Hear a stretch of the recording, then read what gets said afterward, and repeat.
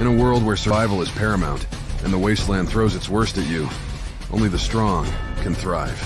Introducing Emu Energy Drinks, with an apocalyptic powerhouse packed into every can, keeping you sharp, focused, and ready to tackle the wasteland with ease. An epic pick-me-up of haphazard chemicals, strong aftertaste, strange side effects, and unmatched rejuvenation. Emu Energy Drinks. Stay alert, stay alive.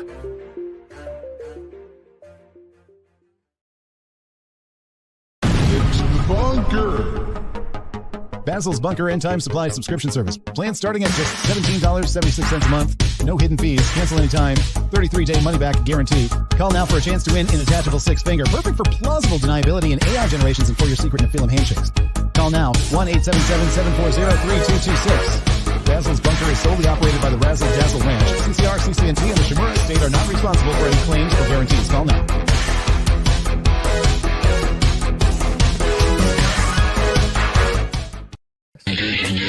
Welcome to Basil's Bunker, where we have many amenities in the advent of coming societal collapse. Bohemian Grove generators powered by Chinese lithium cobalt batteries. Anti-air defense systems rivaling the IDF Iron Dome. Endless end times food ration buckets. And recreational activities like emu wrangling or Monty pet training. Welcome to the bunker, bunkaroos. Oh, I left this thing on. Oh my gosh, so hard to control. There we go. Hey everybody, what's going on? It's me, your best buddy Basil. Razzle dazzle. You know, here's the thing about starting this show. Because there is no other person involved, there's nobody to be accountable to. I don't actually know when I'm ready to go live or not. Usually there's an agreement. Gonz and I getting together, working on the show, putting it together, and then we're like, okay, are you ready? Yes. Okay, are you ready? Yes. Okay, let's go. When I'm sitting here alone, I'm just like, I think I'm ready. Are you ready? Are you ready, listener? Well, here we are. Thanks for being here. Thanks for being ready. I'm going to pop this link into the chat. That is the invitation link where you can come hang out in the, what is it called? In the waiting room. If you want to join the show at some point, you know, it looks like when I post that, it doesn't post it to everybody. So I'll have to go individually and post this. You know, we're kind of playing this one loosey-goosey. I don't have the exact times where we will be taking callers. We might not take any caller because a lot of times people don't want to call in. They're here to listen. They're consumers. They're learning. They're busy. They've got jobs, and their job is not to go on a podcast, a sort of fly-by-night podcast that's meant to just sort of help fill the time on Fridays. But here we are. Thank you for being here. I got some fun stuff to talk about today, but I want to remind everybody that I do send out the newsletter before every show. That newsletter will include a button so you can, you know, line up to be on the show as a caller if you'd like. So you go to canarycry.party. You'll see a little button to join the newsletter there. Also, the text message alert system. It goes out. It invites you to join all of us in this time of bunker-based fellowship. So you can get on that text message alert system by texting the word canary to 877-740-3226. It's 877-740-3226. If you're in the chat live, thank you for being here. Let me know how the audio is. It looks like it's a little small on my end. Why are those waveforms so tiny? I'm going to turn myself up just a little bit, or maybe I need to hit this button, automatically adjust. I'm going to press that. Here we go. Automatically adjust. Let me know how that sounds, folks.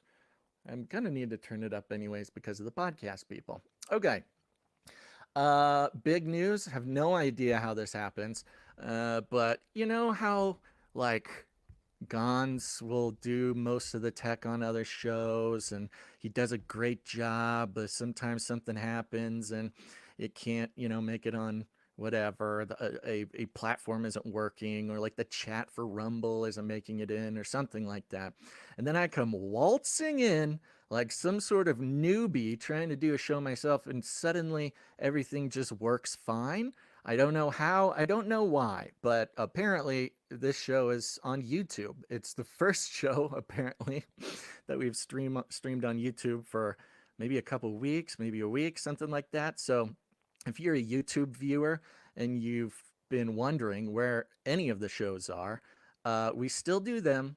Allegedly, we had a strike which was keeping us off the channel, but here we are. So yet another reminder for the people who exclusively watch the show on YouTube to go ahead, find yourself another platform. Rumble is a good one. There's also Twitch. We're all over the place. Or just make sure you're on the newsletter, text message list, whatever.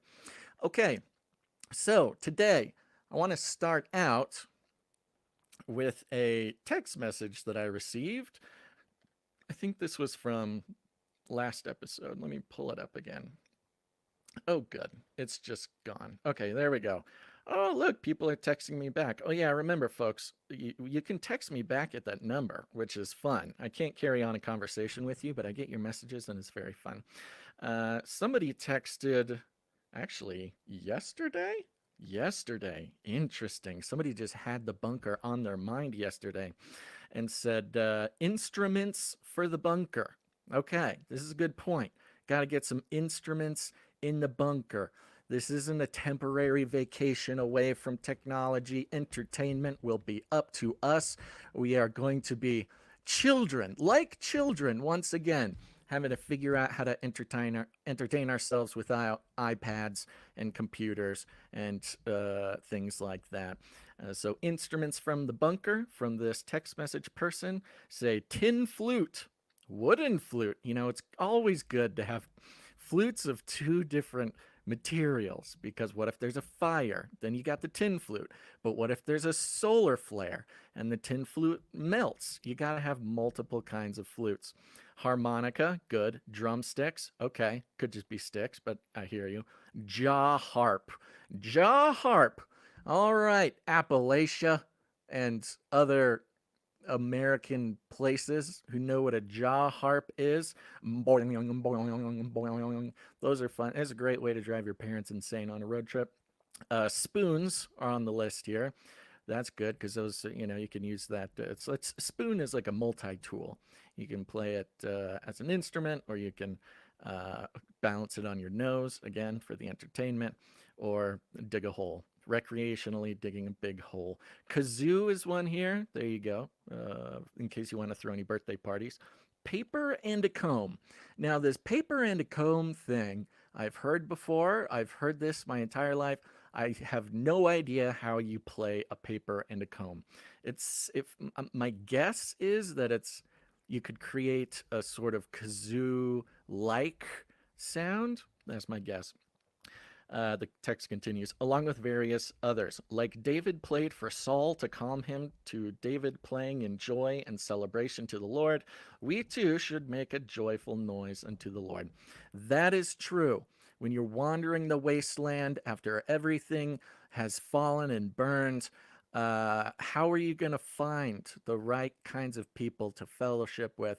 Well, you just keep an ear out for a jaw harp and a paper and comb, and you will find the Lord's people celebrating the gifts that they are giving. Somebody texted here, Bunkaroos, we're back. Let's go, Basil. Thank you. Thank you. Somebody says, auto reply. I'm driving right now. I'll get back to you later. Thank you. This other person says, I'm not receiving notifications. If this is urgent, reply urgent to send a notification through with your original message. Should I reply urgent? Is that worth the extra spondoolies if I reply urgent to this? Maybe this person urgently needs to know the show is starting. I don't know. I'll leave that up to you. Oh, I'm realizing a good thing about YouTube working is that I can technically maybe try to do some polls on the show if that comes up. Okay. Let's see here. Did I post? I did. I posted the link We'll take some callers later on in the show. If you want, you can click that link. You go through the process. You'll get put in a waiting room. You can still listen to the show in the waiting room. And then you can always decide you're too scared and leave if that happens beforehand. Sir Dylan, Knight of the Wailing Avian, says, yes, it's urgent. We must tell this person that the show is starting. If you could, will you please hit the like button? That'll help me out a lot. You know, it's just needed. I'm hoping that some sort of algorithm might realize that this is not Canary Cry News Talk and be like, oh, it's okay. This isn't that show. We can just go ahead and let people, be suggested this show, Basil's Bunker. Okay, well, I wanted to, let's see here. Let's keep moving. So thank you for people who text me back. It's really appreciated. Don't leave me on red. Al Corby. Everybody remember Al Corby? Al Corby. Come on, Bunkaroos. Al Corby. He is the CEO of SAFE. That's SAFE. Strategically Armored and Fortified Environments. This is the guy who is building all the crazy billionaire bunkers. He specializes in, apocalypse warlord fortressing, which is interesting, kind of cool. And, we're going to keep an eye on this guy. I did find a very interesting detail that I think can provide some insight. This is an interview with Al Corby from leadersmag.com. If you're looking at the screen here, leadersmag.com, it looks like a website that was made, I don't know, maybe 2008 or something. It really looks like a website that was created in the midst of a global financial crisis. Leaders Online, leadersmag.com, interview, security solutions, an interview with Al V. Corby. There's another piece of data, make note of. His name is Al, middle initial V, Corby, Alvy, we'll call him. President and founder, SAFE, Strategically Armored and Fortified Environments. Now, here's the editor's note. Listen to this editor's note. Al Corby created the science of modern-day ballistic-resistant security for residences, corporate headquarters, and super yachts in response to the global need for ultimate protective systems. This guy's onto something. He's not creating an industry. He's not filling our billionaires with panic in order to sell bajillion dollars worth of flaming moats and water cannons to protect the oligarchs of our time from the weak and pitiful peasants who will be, of course, knocking on their doors or perhaps submitting themselves as peasants in serfdom that will arise out of a societal collapse. But super yachts. So, we're talking about Bezos, Monsieur Bezos, and his gigantic yacht. I believe it was in Denmark, where they built it too big. They couldn't even get it out of the harbor in which it was built. And he was going to pay to deconstruct a bridge, a historical bridge, to get his super yacht out. Well, turns out maybe Al Corby figured out the science of modern-day ballistic-resistant security for residences and super yachts. Hey, I saw somebody. Oh, sorry. I saw some 40. I saw you go into the waiting room, buddy. I'm sorry. I didn't miss you. He says, in the waiting room, the audio is crazy. So that is interesting. Sorry about that. Well, jump in a little bit. We'll do callers. All right. So Al V. Corby, he began designing security systems in 1971 with the then unique approach of isolating the client while documenting the event, then managing the threat. What a unique approach. I mean, the guy gets paid billions of dollars to isolate billionaires and then document it. It's sort of like sort of a Truman Show type of thing. Who's to say that these billionaires just won't get isolated and then turned into some sort of TV show. In 1975, Corby took on a parallel assignment designing secret and secure installations for the U.S. Department of Justice other U.S. agencies and governments worldwide. So 1975, this guy has been full on fortressing billionaire oligarchs around the world for 50 years. 50, okay, all right, 49 years. Absolutely insane. Okay, here's the company brief. There is an interesting detail in here that I thought I wanted to mention. SAFE, strategically armored and fortified environments, provides the most effective security systems for high net worth individuals for their residences, executive office suites, and super yachts. These systems consist of 4 major components: hardening, NBC complex, including shelter generator communications and provisions, medical assistance, including on-site medical equipment, communication to a remote provider, and discrete emergency evacuations. Evacs, baby, and event management. In addition, SAFE offers a number of components that provide situational awareness, access control, and tactical advantages. All right.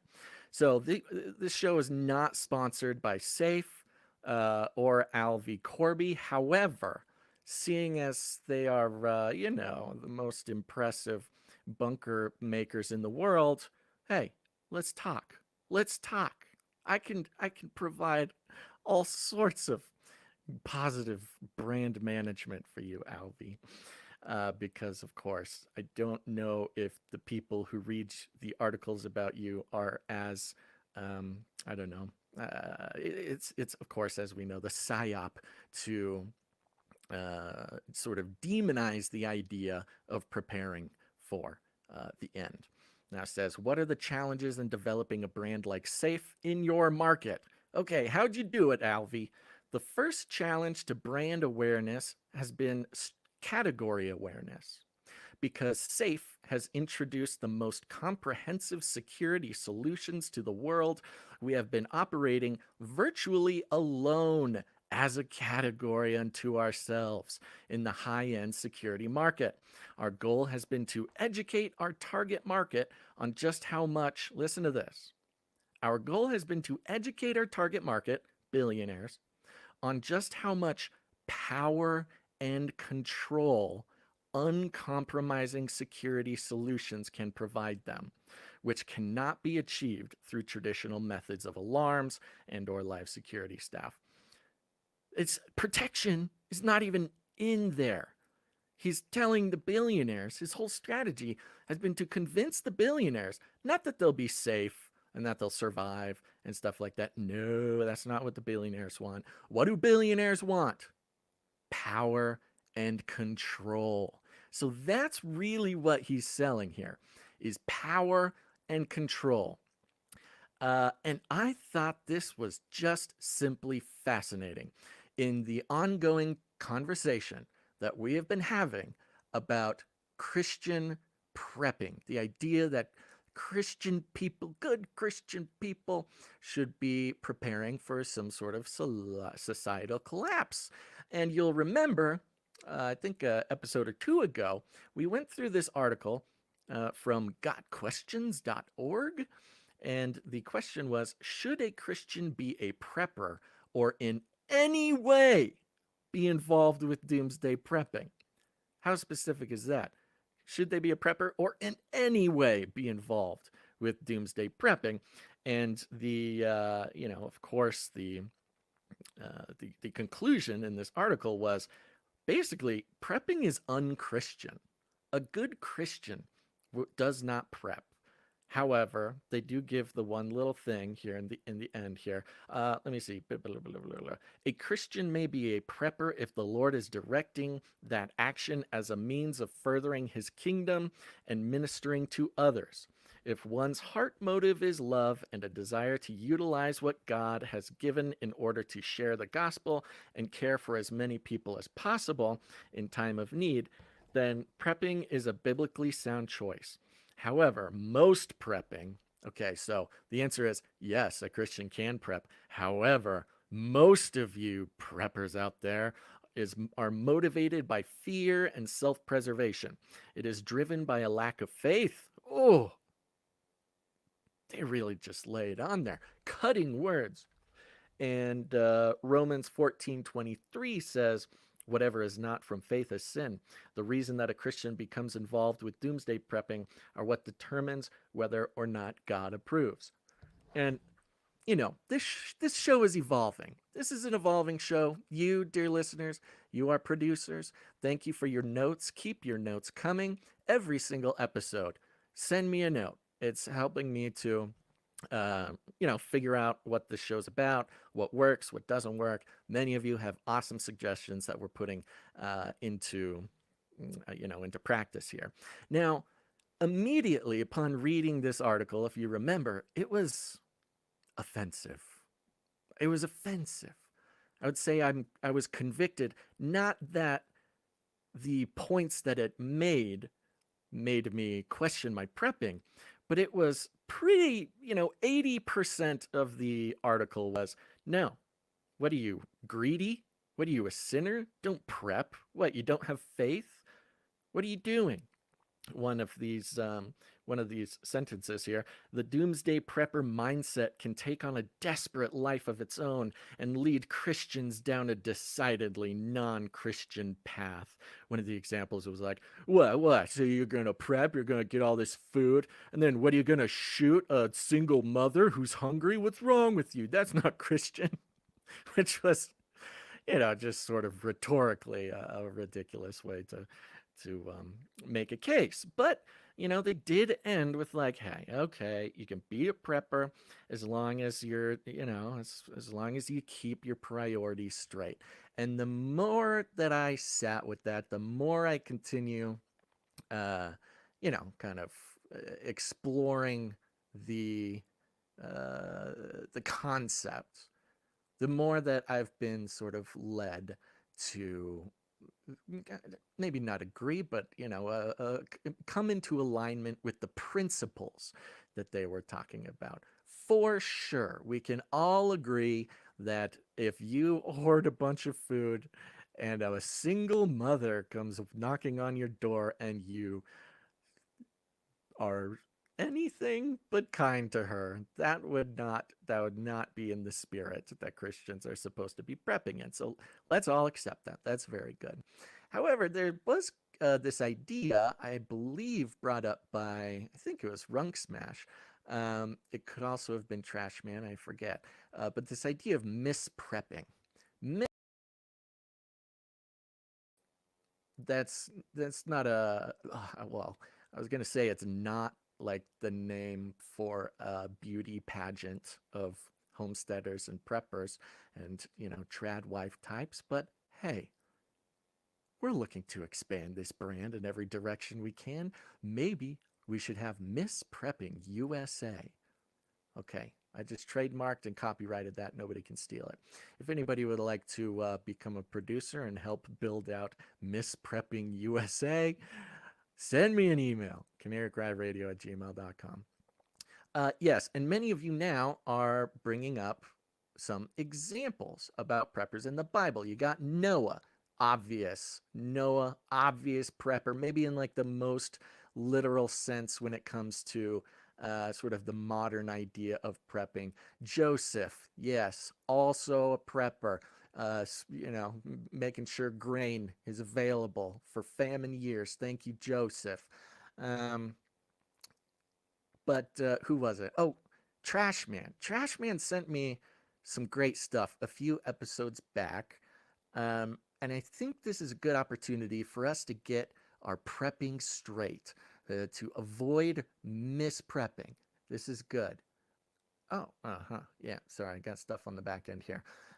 Because like reluctantly got questions got right, there is a wrong and a right way, I think, for Christians especially to sort of approach prepping. If you are stockpiling ammunition specifically to take down any single mothers who are trying to feed their children. Yes, that would be the wrong way. But I think we can all agree, and this is what I love. This is why I love this audience, is because the spiritual aspect of preparing for anything is obviously the most important part of prepping for anything, whether it's the apocalypse, whether it's prepping for a trip to church on Sunday morning, whatever it is. And admittedly, at least in sort of a broader context, or maybe not broader, more specific, um, uh, let me back up for a second. When it comes to most of our contact with prepping culture, it is mostly an economic about it day to day. What kind of contact you have with prepping culture? It's mostly like advertisements for stuff on Instagram. If you're anything like me, you're getting shown cool prepper stuff that I can spend money on at any time of the day, no matter what social media I'm approaching. And we learn about the new gadgets. We learn, of course, since it's advertising, they're going to first strike fear into your heart by saying, hey, here's a big new scary thing that you got to watch out for. Bet you didn't think of that. Well, you're in luck, because here's our product that you can that you can help out with. That's part of the reason why I kind of wanted to play around with doing this show, is because I think it's important, especially in our kind of crowd, where preparing for unfortunate events is a pretty, I would say, if not standard, it's at least very popular, and something that we can fellowship constantly about. And I'm not personally in any sort of social media groups or something, not having a whole ton of one-to-one contact with people who think the same way as myself. That might be different for y'all. But for me, contact with prepping stuff is almost entirely commercial, almost entirely economic. And it does sort of flavor, as we know, advertising, it's not just about telling you about a new product. It's about building your worldview, inching your worldview to the left or to the right. So when your worldview aligns enough with the problem that the product can solve, then you'll buy the product, or then you'll get into whatever they're doing. So it's unfortunate for a lot of preppers, and I'm not an expert. I'm not an expert homesteader. I'm not an expert prepper. It is, I will say, I'm a passionate a passionate what is it called? Oh no, the words are going. When you're not professional, I'm a passionate, not professional prepper. But this is the way that the advertising industry and economics as a whole can really steer our fears, steer the direction of our preparation. And what so few of these things are doing is steering ourselves towards a more spiritually prepared status. Because if you take the billionaires, take old Alvy, take old Alvy Corby here, who sent for 50 years. I mean, talk about spiritual guiding of his customers. For 50 years, Alvy has been selling not protection, not safety, but power and control through his mega billionaire prepping stuff, not just their homes, not just their businesses, but their super yachts as well, promising power and control. I think we are seeing the sort of ultimate, and it makes sense that the ultimate billionaire prepper kingpin would be sort of representing and selling the ultimate sort of spiritual, maybe not corruption, but the ultimate spiritual antithesis of maybe how Christians should be approaching prepping. So the good thing for all of us to remember, We must examine our ideas. We must examine our our spirit lives when it comes to everything. I mean, the spiritual self, our spiritual journey, our relationship with God, all these things, it should be the core of anything we think, anything we say, anything we do. And of course, that's the ongoing struggle for somebody trying to stay as close to the Father as possible. But if we are at the point where power and control are the key words, it is the witchcraft, it is the spell being cast over us by advertisements to spend our time and our money and our energy on preparing. That is a pretty good sign that we have been headed in the wrong direction. And so, taking this step, this will be the misprepping section of the show here, is prepping spiritually. So let me jump over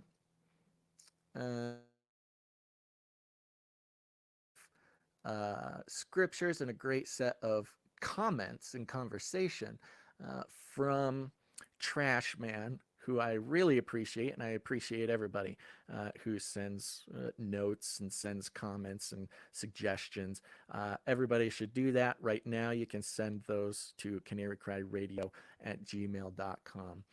But of course, we've got, oh, the scripture is not pulled up. Let me pull up the scripture real quick. Doobie-doobie-doo. Oh, I guess I just didn't pull it up. So that's cool. Just didn't prepare. I was misprepared for this show. Okay, let me go like this. By the way, I got some cool stuff to show you guys later on in the show. Boop. Okay, here we go. Matthew 6:19, of course, this is a classic, but just in case anybody needs a refresher. Do not store up your treasures on earth where moths and vermin destroy and where thieves break in and steal. Now, this is obviously a very important sort of spiritual concept, and we all try our best to live this way. It's a way that God is trying to disconnect us from the economic sort of witchcraft, the economic supremacy, the materialism that is so powerful in our lives. And we think, okay, yes, being rich is not the most important thing. Of course not. So I will worry more about my good deeds and my treasures in heaven. But, you know, taking things a little bit more seriously. Here it is. Apologies. Verse 19. Do not store up for yourselves treasures on earth where moths and vermin destroy and where thieves break in and steal, but store up for yourselves treasures in heaven where moths and vermin do not destroy and where thieves do not break in and steal. For where your treasure is, there your heart will be also. Think of the most prepared billionaire. The most prepared billionaire in the world with his literal flaming moats. That is one of the projects that Alvy brags about a lot, makes it into all of the articles about him. He literally built a fortress for a client with a moat that catches on fire and water cannons to blast people into the flaming moat. And it's all about protecting not just the objects, but what the objects represent. And what the objects represent, as Alvy told us, is power and control. Protecting power and control. The objects, the guns, the security systems, the food, the medical supplies, the everything. These are all being collected by Alvy's clients as power and control implements. And as we've already discussed, probably not the best way to approach what we're interested in.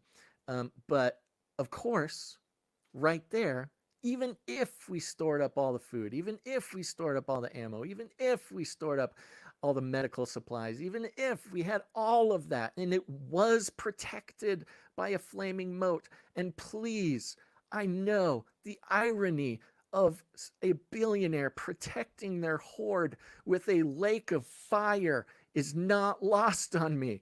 And God bless Alvy Corby for giving us that very real example of the spiritual truth of the hell that can be hoarding and isolation, especially when you consider every other living being, every child of God as an enemy that you must exert power and control over. That is the exquisitely crafted trap or counterfeit of preparing that the adversary has done such a good job convincing the most powerful, the richest of us to guide our future preparations. But of course, spiritual preparation is maybe the most important thing. We talked about a few things: spiritual preparation, educational preparation, learning the skills, learning the tricks,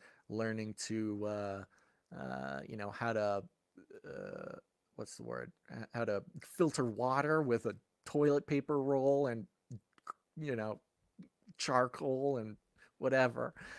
These are all very important things that you can, that we should all learn, because the preparation of our mind, of course, this is a biblical concept too. Preparation of our mind is much more valuable than preparing of physical objects, but as is apparent here in Matthew 6:19, our spiritual preparation sort of supersedes all of this. And Trashman brought a story to my attention that I thought was really, really apt for this particular set of circumstances we're looking at in this episode. And this is 1 Kings 17. 1 Kings chapter 17, I believe. Is this right? Yes. Okay, let me put it on screen here for you. 1 Kings chapter 17. And it starts out with Elijah announces a great drought. Now Elijah the Tishbite from Tishbe in Gilead said to Ahab, "As the Lord, the God of Israel, lives, whom I serve, there will be neither dew nor rain in the next few years, except at my word." So Ahab was generally considered as a king who had a little bit of an adversarial relationship with God and with Elijah here.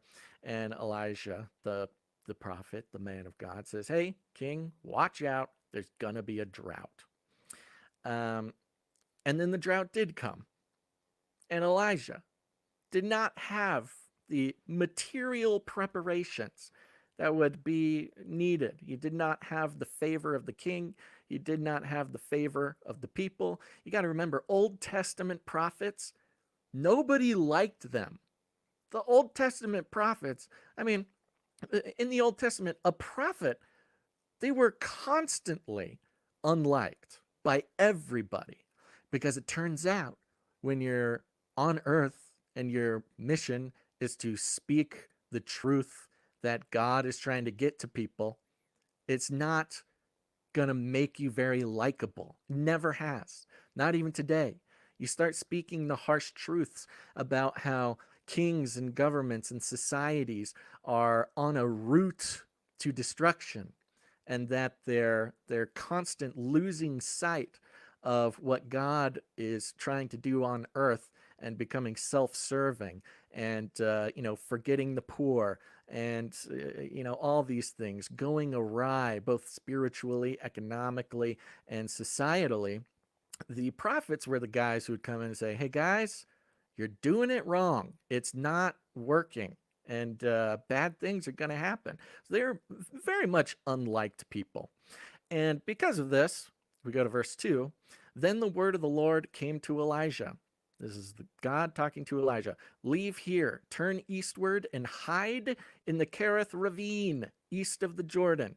You will drink from the brook, and I have directed the ravens to supply you with food there." So, I mean, come on now. Go hide in a ravine? This is a little bit of a bunker. Come on, we're looking at least a metaphor for a bunker. Go hide in the ravine east of the Jordan. You'll drink the brook, and the ravens will bring you food. Just a quick side note. Every time about this time of year, over here at Basil's bunker, we got crows Maybe they're ravens. I don't know. I don't really know the difference, but they're crows, and they are loud and they are constant and they are really doing their best to make very loud squawking noises, to tease, and I think coordinate with the chickens.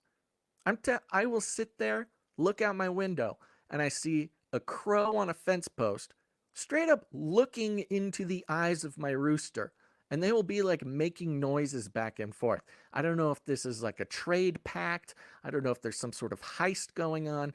But these crows, they arrive. And yes, every single time I see them, I go, oh, I should go give them, I should make friends with those crows. Wouldn't it be cool? Because, you see the TikTok videos, the people who make friends with the crows, give them food, and then the crows like bring them money and jewelry and stuff. Once the crows know what you like, you can enter into a sort of trade relationship with the crows. I do want to do that. But that's exactly what's going on with Elijah here. I don't know what Elijah was giving the ravens, but the ravens were sustaining him. Verse 7 here. Sometime later, now quick. So we have Elijah here. He is spiritually prepared, very connected to God. And,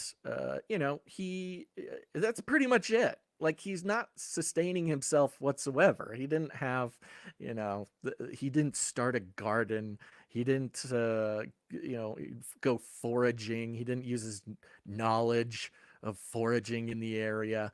No, he just went, hid in the bunker, the ravine, and then the ravens brought him food. I mean, if that's not the best style of surviving some sort of drought or something, or societal collapse, I don't know what is. And this is why spiritual preparation is like, it's top notch, baby. That's where you're at. Because if something happens, society collapses, meteor hits, whatever, it doesn't matter how well that you've prepared. Doesn't matter how much food you stored up. Doesn't matter how much ammo you stored up. The moths and vermin will come destroy it. And if not the moths and the vermin, the thieves, okay? No matter how much prepping with material stuff you do, it's not worth anything if the thieves just come in and take it. And that's where this spiritual preparation comes from.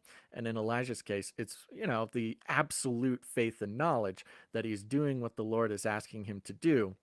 And when you are playing your part in God's will on this earth, God will keep you alive no matter what. There's nothing anybody could do. No moth, no vermin, no thief, no nothing. No king can touch you when you are involved in God's plan on earth. So spiritual preparation tip number 1 is find out what God is doing. What does God want you to do? And make yourself extremely available for whatever God is doing. Because what is the point of surviving some sort of disaster if you're not operating under the instruction of God? You might as well just lay down and let yourself get taken away and go spend your time in heaven with God and say, wow, that was a real doozy, God. I'm so much happier to be up here with you than down there. It seems very difficult down there, and thank you for sparing me. I'm very much enjoying the promise that you have promised us here in heaven. You might as well do that. There's no reason to be prepared or survive for any other reason. Why would you want to live? Why would you want to suffer? Why would you want to toil in a post-society world if you could simply just reunite with the Father? If you're gonna survive, if you're going to be prepared, it is only because God wants you to be there. And why would God want you to be there? Because you're part of the plan somehow. So, number 1, spiritual prepping. You just gotta give yourself to whatever God is doing in your area, whatever God's doing in the world, whatever God's doing, whatever. Because without that, everything else is basically useless. And so let's go here. Verse 7. Sometime later, the brook dried up because there had been no rain in the land. Okay, he ran out of water. Then the word of the Lord came to him. Go at once to Zarephath in the region of Sidon and stay there. I have directed a widow there to supply you with food. So he went to Zarephath. When he came to the town gate, a widow was there gathering sticks. He called her and asked, would you bring me a little water in a jar? Just a little water in a jar, so I may have to drink. Remember, the water is what he ran out of in the first place. So found a widow, asked for water. Hey, she didn't shoot him on sight. Isn't that nice? The widow is playing her part in God's plan. As she was going to get it, he called, quote, and bring me, please, a piece of bread. Okay, dude shows up. He's asking for water and bread from a widow, which is traditionally not someone you would ask a lot of things of at that time. Verse 12, as surely as the Lord your God lives, she replied, I don't have any bread. Only a handful of flour in a jar and a little olive oil in a jug. I'm getting for prepper purposes here. I love that the Bible is describing the containers in which these things exist. You know, it's just as a prepper, you kind of pay attention to those things. How is she storing the flour? How is she storing the olive oil? That matters a lot. I am gathering a few sticks to take home and make a meal for myself and my son that we may eat it and die. So she had run out of everything. She had her jar, she had her jug. The jar and the jug are running dry. A drought had been in the land. She had been preparing. That's sort of the insinuation that I get, is that she was running out of the supplies that she had in preparation for this drought. Elijah said to her, don't be afraid. Go home and do as you have said. But first make a small loaf of bread for me from what you have and bring it to me. And then make something for yourself and your son. For this is what the Lord, the God of Israel, says.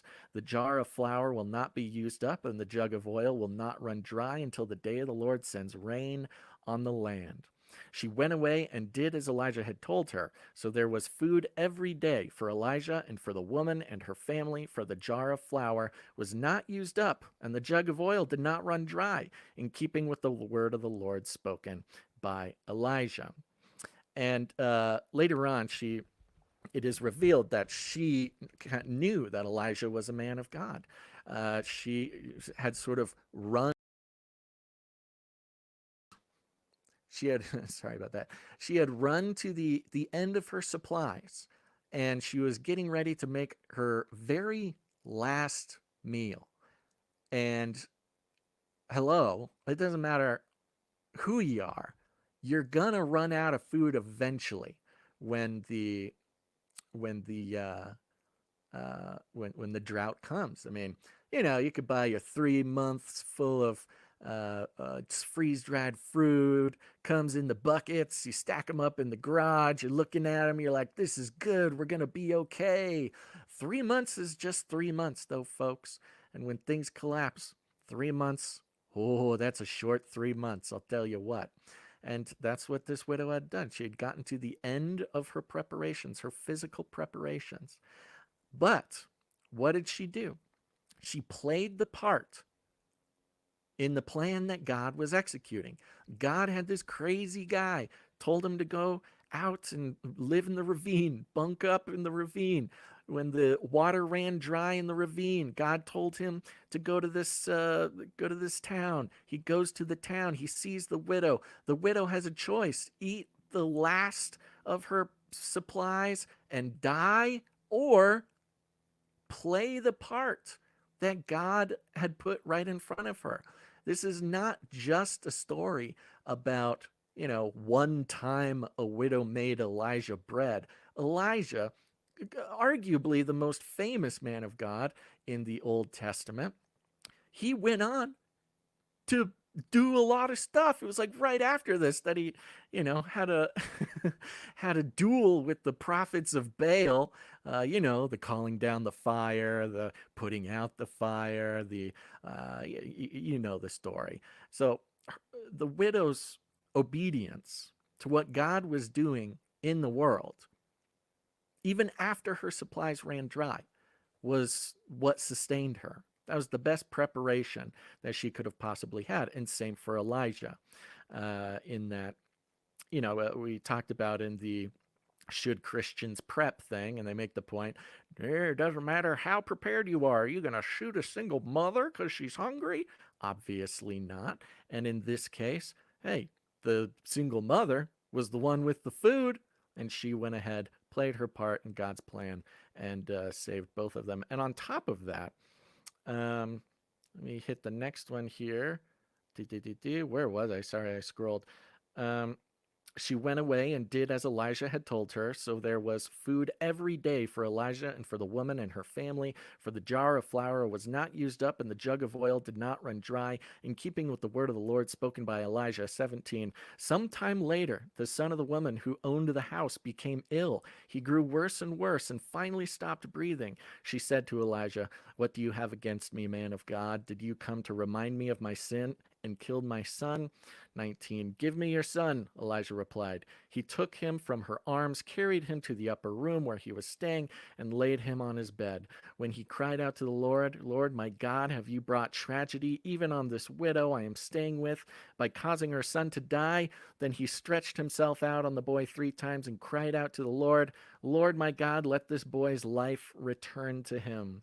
The Lord heard Elijah's cry, and the boy's life returned to him, and he lived. Elijah picked up the child and carried him down from the room into the house. He gave him to his mother and said, "Look, your son is alive." Then the woman said to Elijah, quote, "Now I know that you are a man of God, and that the word of the Lord from your mouth is the truth." In this famine situation where all supplies had run dry, and the logic was for this woman to stretch out her supplies as long as they could go, to have her last meal, and say, okay, well, that's the end of that. We tried our best. We prepared for this, and this is how long we made it. I guess we're done here. But the great example being set here is that the reason you are alive, the reason any of us are alive, the reason we wake up tomorrow morning and the morning after that, is to play our part in what God is doing on the earth. That should be our pretty much one and only sustaining concept in our lives. The reason we are alive is that we are to play our part in what God is doing. And again, this widow had no idea, really, that Elijah would go on to defeat like hundreds and hundreds of prophets of Baal, like the next day or whatever.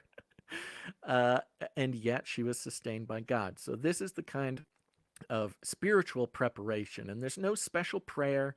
There's no special ritual. There's no special nothing to be done. This is a way of being, a way of living, a way of thinking, and a way of prepping, knowing that the only reason you will make it any extra day is to play whatever part God has for you, and that will be what sustains you. And that's what we should all keep in mind. You know, the should Christians prep thing, as annoying as it was to read and as annoying as it was to hear their examples, we would say as Christians, of course, we're not going to just, shoot the person who walks up. Of course, we're not going to hoard our supplies. What an offensive thing to even suggest.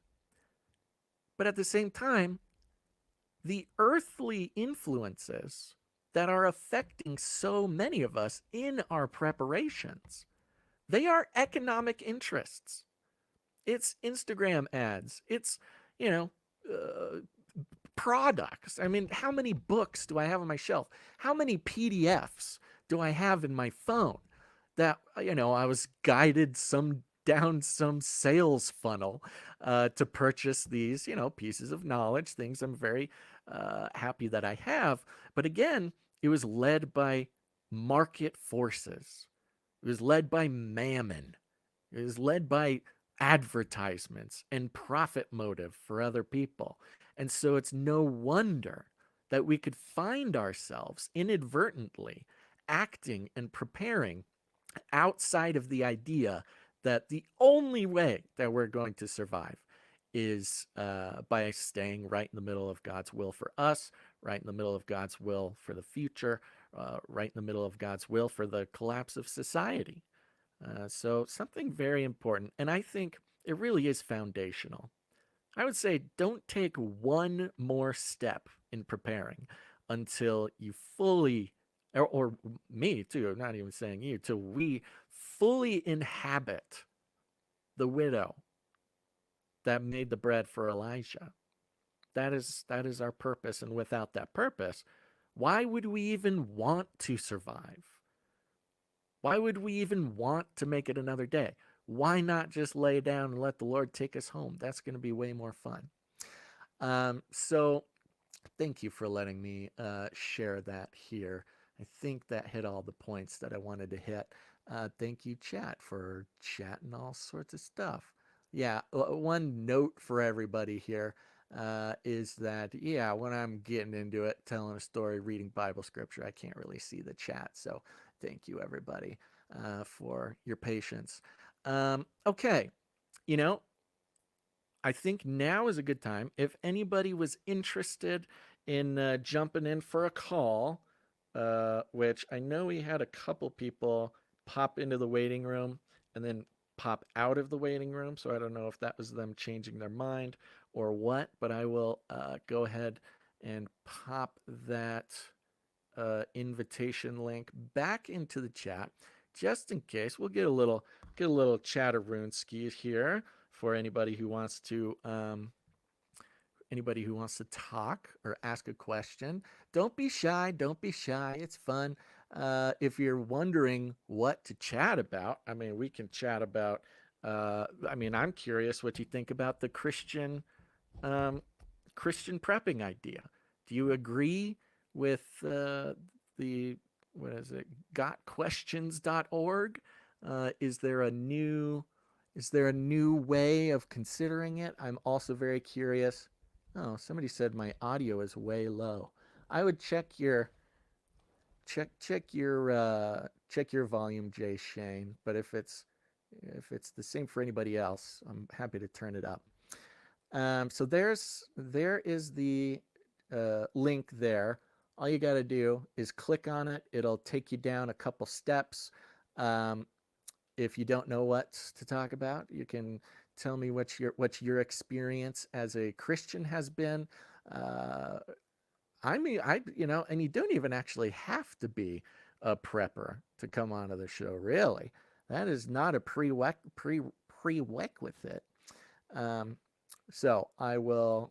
There's that. You guys can make it through that link if you want to come on the show. Okay.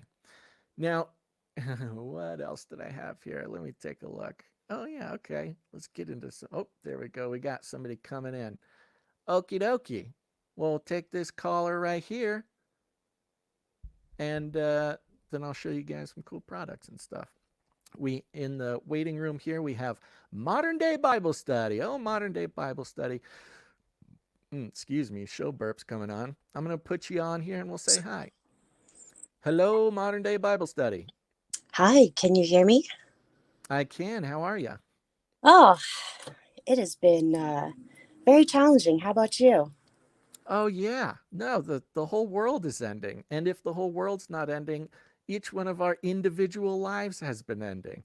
I'm assuming you've been following my sort of pity party for the past 6 months. And I have been absolutely overjoyed to learn that it turns out everybody's lives have been ending for the past 6 months. Oh, yes. And 6 years, actually. 6 years. Okay, that's a little bit longer. I'm sorry to hear that. Yeah, which is why I decided to share positive messages with everyone. Love it. Okay, wonderful. Yeah, so, I just wanted to say thank you so much for sharing the storehouse verse. I needed that today because, about 3 years ago, I was brought up to the wilderness by God's loving grace, and I didn't understand it. And I did store up in my storehouse in the wilderness with a population of 200. And a lot of my stuff actually did get ruined by mice, rodents, Ugh. by insects. And I was just like, oh my gosh, what am I going to do? And so when I had nothing, God gave exactly what I needed. And then I was able to share. So it was truly a blessing, but also I felt it as a curse. But that Bible verse just hits home every single time now. I love it. I love it so much. I mean, it's so easy when something like that happens. I mean, I've even been getting caught up in it lately. Whatever horrible situation is going on, it's so hard to just not be like, oh, this is the end. This is the end of everything. It's the end of my life. It's the end. It's just the end of all the things. Yeah, It's our brains are so tiny, but again, if we're waking up with the idea that we're only awake because God has something to do in the world, uh, that can at least get you through one more day. ugh, day by day, that's all we can pray for, because we shall not worry about tomorrow, for today has its own worries. Now, do you mind if I ask questions about the story you just told? Are there details? I don't want you to share any details you're not comfortable with. Actually, I'm comfortable sharing any details, so go ahead. Okay. Well, you said you stored up in the wilderness. You said 200. 200 what? I said 200. I thought so. Maybe I misheard you. Huh. Um, Sorry, I thought you had like 200 people or something. oh, you're right. I did say 200. Yeah, it's a population of 200 that I lived in the city. Oh, Yeah, and it was actually, it says 200, but there were really only like 15 people that were there during the winter time. And so I literally had no one, especially when power went out, when we didn't have water, oh yeah. when the blizzard happened for 4 months. I was stuck in my place in a 40-degree Fahrenheit environment. And Oh my gosh. it was for 4 months. I wouldn't take it back for anything because God allowed me to survive for whatever reason. Yeah, that is amazing. Oh my Mm. gosh. Was With this like in Alaska or something? No, this was in Northern California, Northern California. in the N- Tahoe Forest. Oh yeah, yeah, I'm familiar. Holy smokes. So Yeah. you were like off in a little rural maybe not even town or city, just like what do they call it? Uh what's the word for it? I forget what it is, but you know, what It used to be a logging town and a okay. mining town as well. But of course, with all the restrictions California put on, it kind of became desolate. And Mm. so, yeah, it was pretty unique. The scenery is absolutely gorgeous with very little people there. And I finally got some fresh air because California was suffocating me. I bet. Yeah, I could see that being even sort of spiritual desolation be a Yes. real Well, experiment. and with no one around, it also showed me that even up there, the spiritual attacks only get worse. Oh yeah, that's right. Yeah, they don't need a road to get up to you. They don't need a snow plow to make the way. They can find their way if Hmm. anybody's trying to mess with you. Yeah, it's true. Well, thank you so much for sharing. That is I don't know why. Can I ask why you were up there? Were you trying to mine some old mines or something? Was there a reason? Yeah, actually, COVID. Oh. I had some family friends that owned a resort up there, Mm-hmm. and I was able to work during COVID up Oh there. wow. And actually, because nobody could travel, everybody went up there for camping. Yes. And it's pretty unique because it's on the Yuba River, and Mm-hmm. so everybody just wanted to go back to their family roots during COVID, since they Right. had the time to be with their families again. So I actually interacted with majority of California up in the mountains. They all came up there. I've never seen the campground so packed before. And then I helped the family friends sell the resort, and I ended up just staying in the area because I needed to get away from the hustle of California. Oh, that's so interesting. What a unique experience. Holy smokes. And Yeah. I'm to understand you're not there anymore. You've moved on, or are you still there? Yeah, actually, now I live in a city, which I never Okay. thought would ever happen. So, Okay. Oh, we got a city girl on our hands. oh, I never thought I'd hear that. That's so interesting. Well, thank you so much for sharing modern day Bible study. I appreciate you've been a producer of the show for a long, long time, and it's always great to hear from you. Yeah, and how's your bunker situation going? It is an interesting. Again, it's interesting the places that God took this conversation here today because it's going great. I had a couple things happen uh, the past couple days. Number one, the wind has been so outrageous Hmm. that nothing outside that isn't nailed down stays in one place. Mm, And unfortunately, there is, my trash cans or whatever get knocked over. I think the crows have been going through my trash cans for some reason. And so after this last windstorm, there was just trash everywhere. yep. And I've been going on my prayer runs now. They've sort of evolved into prayer runs, which on days that I don't do it, it just feels weird now. I just got to do it. Um, and, when I lived in a city, I lived with an HOA.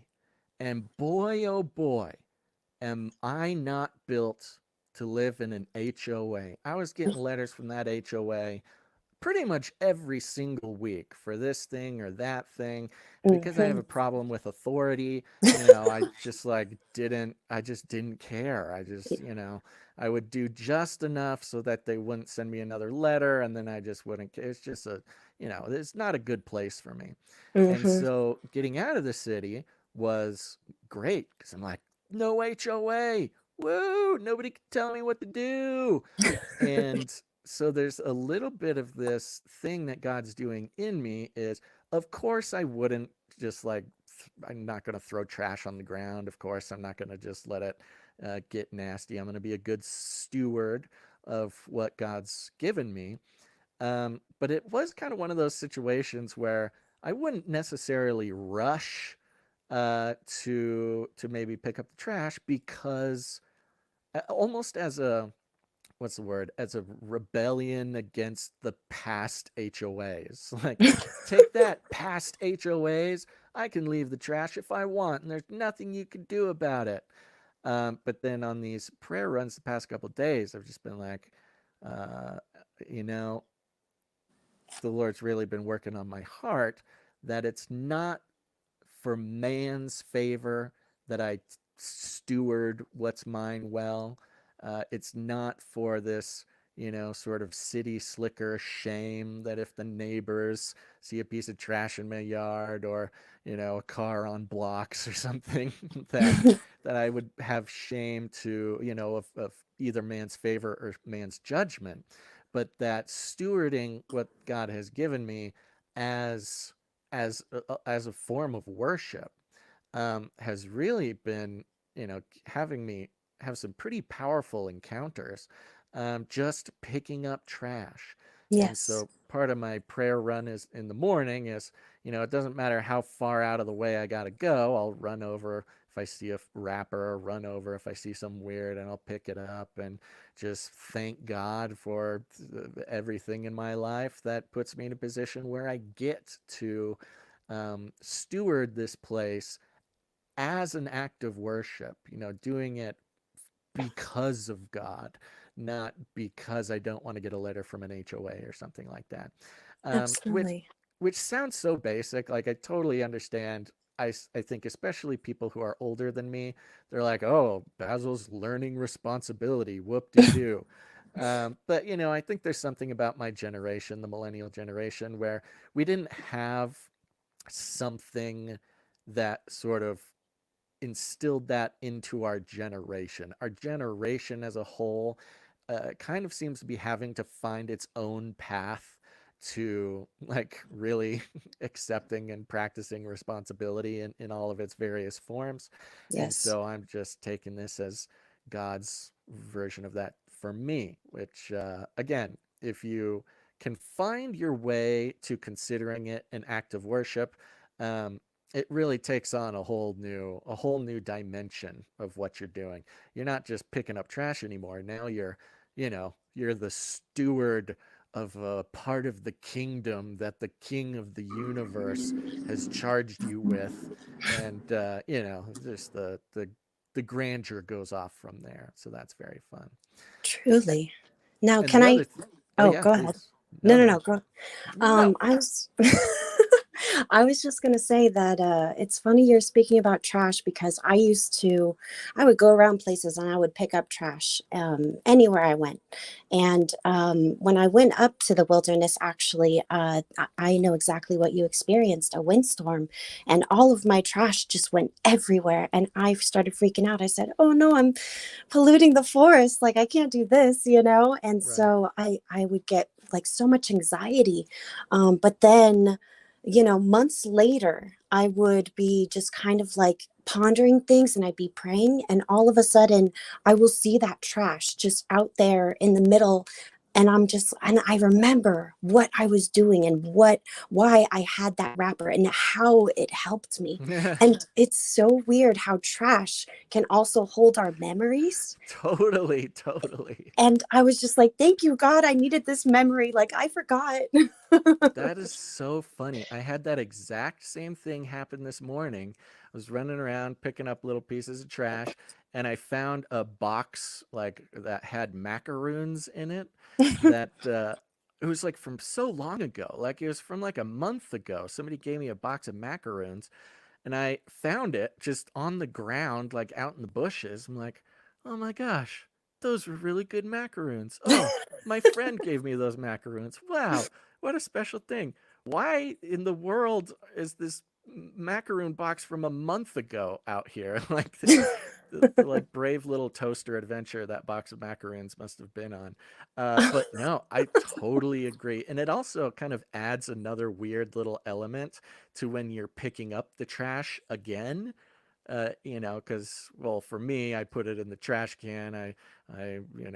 It gets eaten by coyotes or crows or something and then spread about again by them or the wind. Nice. And yeah, it is like this weird little time travel. Like every individual little wrapper, you're like, now why is this on the ground? Oh, I didn't think that when I was eating this box of macaroons that the trash would just live on the ground for a while. What a kind of gives you a vision into like this broad network that of events and things that an omnipotent God knows everything about, and I know nothing about. It's just Yeah. it gets a little heady if you let it, but that's part of living out off the grid. Things get heady pretty often. Oh, yes. It's challenging. One last one, because you mentioned vermin and mice and stuff. Unstoppable, unstoppable. I am in a constant battle with mice, and I thought I didn't know it would take up so much of my life.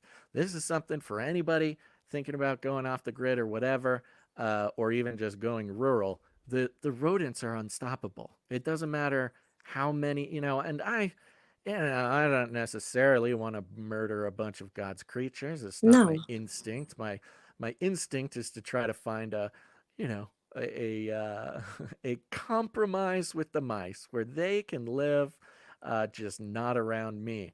And I have these little out in a box right now. I just ordered like 10 more of these.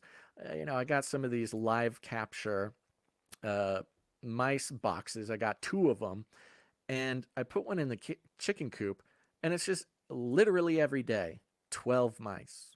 Every single day, 12 of them. And it doesn't matter how many days I do it, it's always 12 mice. It's so strange. I was like, there has to be an end to this, but there isn't. I've even sprayed, I spray all the anti mice stuff. I do this, I do that. So I don't know what God's doing with these mice, but I'm sure when I figure out what it is, I'll let Well, everybody know on the show. I have a question and then a solution for you. Okay. So the question is what do you do with the mice once you capture them? Where do you put them? I carry them about a mile out. Sometimes I'll just take a walk, sometimes I'll take a drive, but I'll go about a mile out and I will set them free. Um, and if the dogs are with me, the dogs will probably eat them as I let them go. The dogs have no qualms about eating mice like little, gushers. They're like, Oh yeah, little gosh. snack. Yeah, there's not even any chewing. It's just so fast. But that, it's the circle of life. I'm kind of okay with that, I guess. Yeah. But Well, when you take them out, if you're going a mile, try and find a stream and put them on the other side of the stream. oh, And so the solution for the house is actually, this is what I did when they got into all my food, is my aunt taught me a trick that peppermint oil they hate. And so I put cotton balls and I put 10 little dabs of peppermint oil all over the house. Like I probably put about 50 in my tiny little space. okay. And the mice stopped coming. And the cockroaches stopped coming and the ants stopped coming. And then so I put peppermint oil in all of my cleaning supplies. And actually, it made my house smell great. Oh yeah, that sounds But nice. they do not like peppermint at all. They Okay. despise it. So All I highly right. recommend, instead of using the chemicals, anything like that, peppermint oil was the only thing that worked for me. I'll give that a try. That's a good tip. And it's funny because, I'm assuming people out there are enjoying this show in all of its various forms, but I'm also assuming that if anybody out there is homesteading or is rural or is off the grid, they are also going to find that to be extremely helpful. So I pray because we're it hitting the helps. balance. Well, thank you so much for calling in Modern Day Bible Study. I really appreciate it. And It was call in whenever you'd like. it was such a pleasure. Thank you so much, Basil. Take You care. bet. Talk to you later. Bye. Hey, there we go, folks. That's very fun. Yeah, man, those mice, they are just unstoppable. All right, I'll leave that link there for anybody if you want to scroll up, get into the waiting room. We'll probably, if there's anybody else, we'll do one more call by the end of the show. But we are on the second half here. So, of course, I wanted to bring you guys. I don't have any real estate today. I thought I'd give you a break from real estate, but I wanted to take a second. It kind of flows in with what Modern Bible Study brought to the show, which is, it's not just off grid. I realize off grid, rural homesteading. Of course, every single millennial on the planet fantasizes about doing that. It's the dream for everybody, and I will continue to do every possible thing I can to convince you that it is achievable. It's easier than you think. It's cheaper than you think. The thing that is really holding people back from doing it and doing it successfully is simply mindset, and life stuff as well. But a lot of times, the life events or the life things that are kind of keeping us down. If it's kids or whatever, I totally understand. There are solutions. It's just a matter of sort of mentally accepting what what you are and aren't willing to do. But a lot of people, here's the thing: when the end of society comes, it will not just be in the rural places. Society will collapse all around. People in the rural places, you'll be fine. You'll be happy. You'll have to, occasionally fight off bands of marauders and mice. And, I'm trusting God that He will make a way for you to do that. But maybe most, but at least a lot of people out there, just by law of large numbers, they are in the cities. They are in a city of some kind. And of course, if they could, they would go out into the rural areas and fend for themselves. But some of them can't. They're not there yet. They haven't listened to enough of this show to be sort of convinced that it's the thing to do. But when society ends, it can end in all sorts of different ways. It's not just, there is the situation of the end of society in sort of a apocalyptic collapse type of way. But there is also a situation where the cities are livable They have just been taken over by authoritarian tyrants. As an answer to the question of, how will society make it through, whether it's another pandemic, whether it's some sort of invasion, whatever it is, they are trying to take absolute control, especially in the cities. That's why they don't want anybody going out to the rural areas. They want to, pack every single person into a smart city, and smart city ain't so smart when you consider that surveillance, absolute, not just mass surveillance, absolute surveillance is not only the goal, but it is the key to everything they want to accomplish. And so I thought I would bring some, what do I call this? If it was a different show, it'd be called Beast Fashion. But in this case, we'll do, I don't know what to call it, bunker fashion. So what I wanted to do is bring some ideas to you. You urban folk, you can't get out. You're stuck. You got cameras everywhere, facial recognition. They're tracking your carbon credits. They're tracking your social credit score. They're watching you every moment of the day. You can't walk down the street without having your position absolutely tracked by facial recognition and surveillance apparatus. So this is stuff that I'm very interested in. And in fact, if and when Basil's Bunker gets up as some sort of operating business, making things available, these are some things I want to look into, either manufacturing ourselves or, whatever it takes to get it. But this is anti-surveillance fashion. Anti-surveillance fashion. Now, this is not a brand new concept. We have covered this on shows in the past. One of my hands is dead. Sorry, hold on. I can't do anything. Here we go. There it is. Okay. Anti-surveillance fashion. We've talked about it in the context of, whatever, Canary Cry News Talk, Canary Cry Radio. But I wanted to go into some things because sometimes you get the impression that like anti-surveillance fashion is unpractical. We've all seen, sorry, I'm trying to type in anti-surveillance fashion. I wanted to give you a rundown, some examples of the ludicrousness of some of these. And I think the ludicrousness of some of the anti-surveillance fashion, again, is a bit of a psyop, meaning like, okay, you can try to fight against the mass surveillance, but you're going to look so ridiculous that everybody will know that you are trying to outsmart the surveillance just by the fact that you have, crystals pasted to your face, or you're wearing some sort of strange headgear.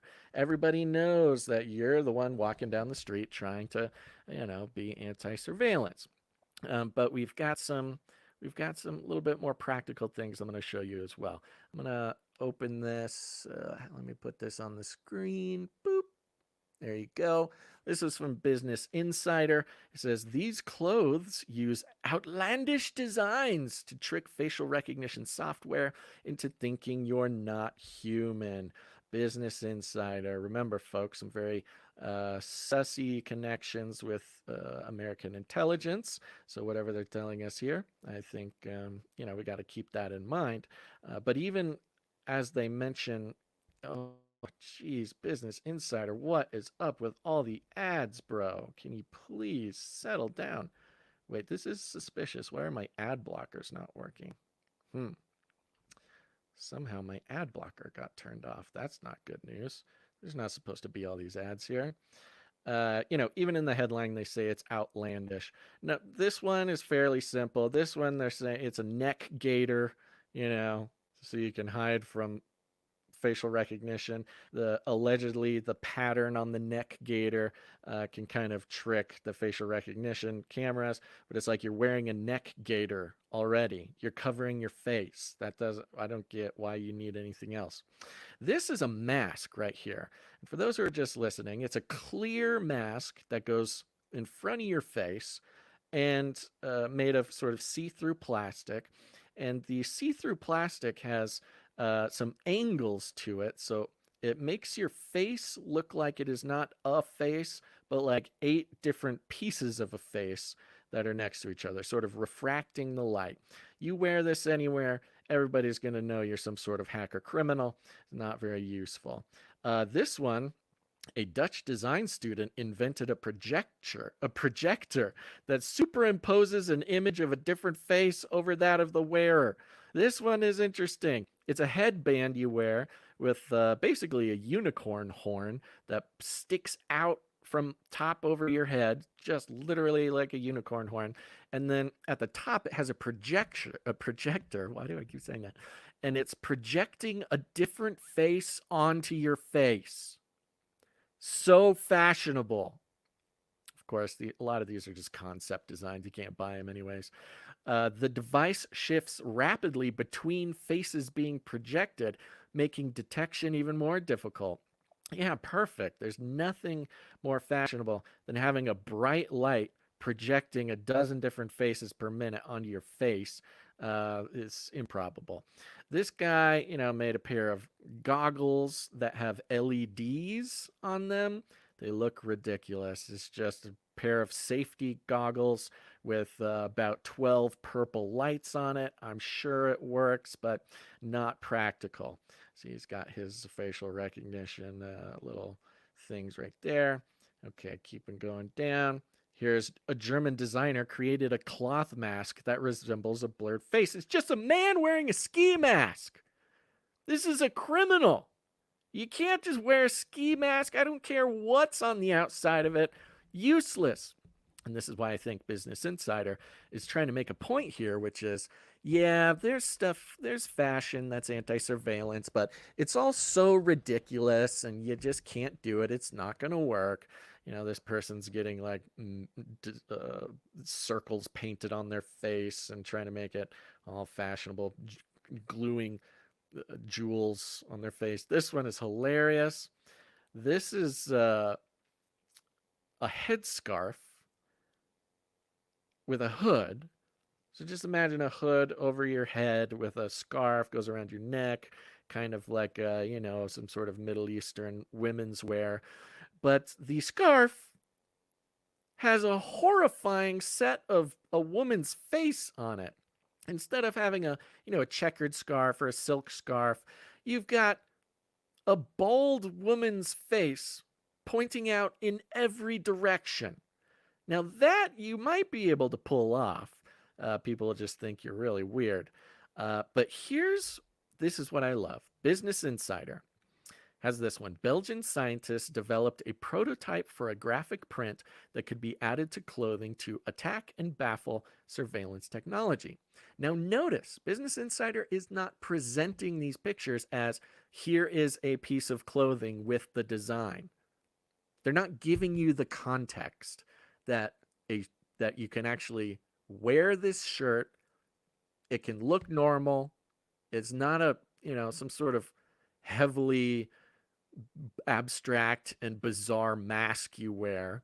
They say it's just could be on a shirt, and it tricks it. And what we have here is maybe a 1 foot by 1 foot square with kind of an abstract, colorful design.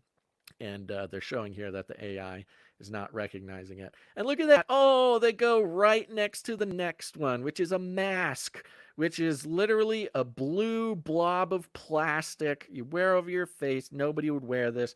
Totally useless.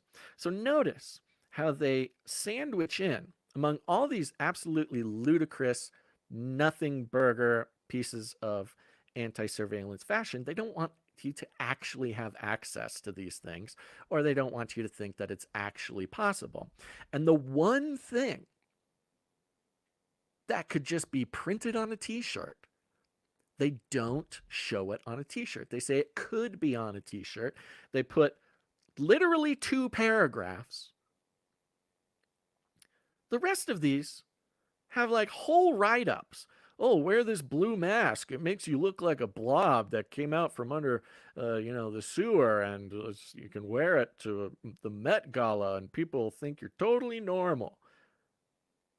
And then this guy's like, yeah, it's just a picture. You can put it on a shirt and wear it, and it'll protect you. But don't worry about that. Let's go back to the crazy things you'll never try.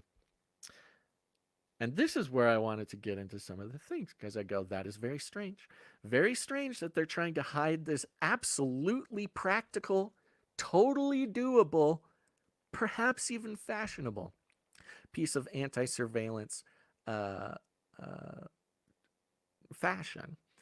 And turns out you can actually get these things. All you got to do, anti-surveillance clothing on Amazon.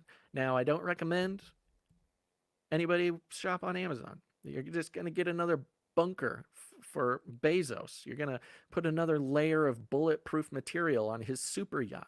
But what we have here is a good example of just how easy it is to operate with your anti-surveillance, anti-facial recognition concepts. Okay? So those of you in the urban places, you're being taken over by the technocracy, the authoritarian tyranny of the administrative state of America, where they want to surveil you into submission, your social credit score, tracking every movement. Well, now you too can have at least some sort of the feeling of the rural life, meaning you just won't be caught on camera every time you walk out your house. An example of this is on Amazon, anti-surveillance clothing, and simple as ever, you're almost wondering, why didn't Business Insider put any number of these t-shirts onto, whoa, okay, hold on. That's some other things popping up there on Amazon. But you get the point. And basically, the images are just kind of psychedelic looking images. One of them looks like static, like, oh, old millennials, tube TVs, boomers, everybody, old people. We remember tube TVs with the black and white static. Well, they do like a black and white static thing, just with colors. It's like a colorful rainbow kind of static. Not necessarily the most groundbreaking image I've ever seen, but you just put it on a t-shirt and whatever. And let's click into this one. This is the invisibility t-shirt, it's called. Now, here's the thing, folks. The reason I'm showing you this is not so you'd go to Amazon and give Bezos all your money, although I can't judge you if you did. But this is just how easy we can put this stuff together for Basil's bunker. You want this stuff coming straight to your inbox? We got stuff. Let's see here. Okay, going into the manufacturer. You could imagine that a graphic tee with sort of a little bit of a, colorful, kind of not so psychedelic thing. This is actually something that you could wear, and people won't go, oh, what are you trying to do? Hide from the surveillance cameras? What's your problem, you weirdo? Now we know that your social credit score is going down the tubes. Another good example of this is a company called Reflecticles. Again, not a sponsor of the show. I've not seen these in person. I'm not endorsing this product, but just an example. And again, perhaps even an idea for a future thing to include to Basil's Bunkaroos. These are sunglasses. Let me show you how this works. Basically, these sunglasses have highly reflective things on the outside of it. They look like normal sunglasses. Somebody might even consider them fashionable. They've got all sorts of kinds and types. This website, they put a lot of stuff into this website. It looks very cool. Let me go. Where's the info bit? But the glasses are highly reflective to infrared light. Oh, whoa, interesting. They are showing some of their tests with this. Basically, if you are wearing these sort of super reflective glasses, if an infrared camera, now most security cameras nowadays, they have an infrared thing on the outside of it. It gives it a little bit of night vision. It just makes sure it can't be, it can kind of see through some things like smoke. Oh, here we go. And here, a guy's walking down an alley with an infrared camera looking at him, and he's wearing the glasses, and his head is just shining so bright that it can't be caught on camera. No facial recognition is going to work. And this is not because he's wearing flashlights on his face. It's simply the material on the outside of the glasses is reflecting too bright for any infrared thing to take their picture. And remember, infrared cameras, they are also blasting infrared in the daytime too. This might actually be in the daytime. We don't actually know because that's how infrared works. Um, and that's just another fun way to do it. I was looking for somebody who was making infrared. Whoa, this one's very bright. Somebody was making some infrared clothing as well, infrared reflective clothing, which is kind of cool. But you're walking around town looking like you're wrapped in tinfoil. Not the most, I don't know, low key thing to do. But these glasses are pretty cool. So that's something to consider. What else did I have here? Products. Oh, this is great. And this is why Basil's Bunker needs to become some sort of operable business. Because this very famously, we covered these guys on the show back in the day when they first came out. They're called Capable Design, capable.design. And they have products. And these products, similarly, they have sort of AI-generated patterns. It just looks very abstract, kind of has a 70s vibe to it, but in a way, you could call it fashion. And it's you could get this print just printed on a regular sweatshirt or whatever, and it just inherently freaks out any sort of facial recognition or anything like that. Now, one tough part is capable.design. Apparently, there's a lot of money in this kind of stuff because this unisex cotton knitwear, knit long sleeve crop sweatshirt, $535. Okay. Oh, this is interesting. Of course, unisex knit long sleeve dress. It's a unisex dress, of course, for $731. Here you go. Here's just a short sleeve t-shirt, $415. It looks like AI imagined some sort of nightmare sloth dog pile, put it on the shirt. So this is interesting because if you wanted to look somewhat fashionable or at least low key, that you're not, taking ridiculous steps to hide yourself. If you want to look semi-normal and fashionable, you can wear these clothes, but you're going to have to spend $1,000 on a pair of pants. Okay? And there's an interesting psyop attached to this, which is like, hey, yeah, if you're going to either look ridiculous, if you're trying to avoid the AI facial recognition, you're just going to look like some crazy futuristic Matrix person, and people are going to think you're very silly during the day, and everybody will know you're trying to avoid facial recognition. Or you can have something that kind of looks normal. You could at least, call it your new style if you wanted to. But it's only for rich people. It's for people who can spend $400 on a t-shirt. What kind of crazy psyop is this? I mean, I'll tell you what it is. It's billionaires and their power and control. This is selling that high end. This is that same thing by Corby, which is, hey, protection not only from, the apocalypse and collapse of society, where you can keep power and control as some sort of billionaire warlord when society collapses, but even in the technocratic dystopia, where surveillance, mass surveillance, total surveillance is not just cameras everywhere, but an AI tracking your face every place that it shows up. If you want to avoid that without looking like a total crazy person, you got to be a rich person. You got to be a billionaire. Although it's hard to be a billionaire and not get recognized everywhere you go. I don't really know. But this is something I think we could fill a gap. We could fill a gap. We could fill this need. Similar in the way Amazon these guys are, but we could get a little bit more fashionable than the graphic tee where it's a t-shirt with a square on it. Nothing wrong with that. You could totally call that everyday fashion, but it wouldn't be the end of the world to actually get some clothes made that, yes, have a little bit of kind of a AI weird, kind of trippy vibe to it. Um, this is something I think we should pursue. If this is something anybody's interested in, I mean, this is kind of what we're looking at. The podcast, we're having fun on this podcast. Everybody's having fun. We're going to talk about it. We're getting to hear from people. We're getting to deep dive into some different biblical concepts about prepping as a Christian.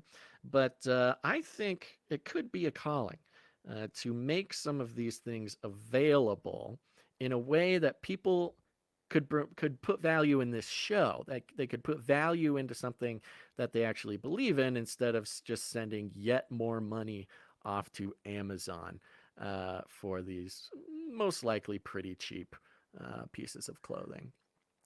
Um, okay, let's see. I'm going to check chat real quick. Hello, chat.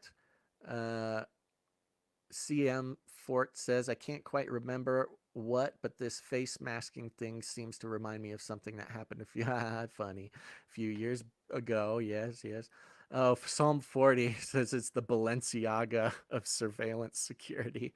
Yeah, it really is. I mean, that is pretty twisted. I mean, what is, I mean, is this really how to make money these days? You just make a shirt and sell it for $400? Maybe I should try that. I don't know. Got to look for different ways to make it work, folks. Bidenomics, value for value. Bidenomics are certainly that was not in his plan. So $400 T-shirts sell power and control to billionaires. That might be the plan. Let's see here. Let me see what else I got. I think that's just about it. What are we at? Oh, just about 2 hours. Okay, we're just at about 2 hours, folks. So thanks for being here. Here's what I'm going to do. I'm going to stall for a little bit. I'm going to just make sure there's nothing else in my notes that I wanted to hit. I will have the call-in line open. I'm posting that link one more time just in case anybody, I don't want anybody to lose their opportunity to come onto the show. We got time for one more short call if anybody wanted to ask any questions or say hi. Remember, I've got a really happy trigger finger when it comes to people who seem like they're going to be a problem or mess around or be mean or something like that. So just keep that in mind. We're all here together trying to make this show family friendly. Psalm 40 says, I miss Ravel. Yeah, I do miss Ravel as well.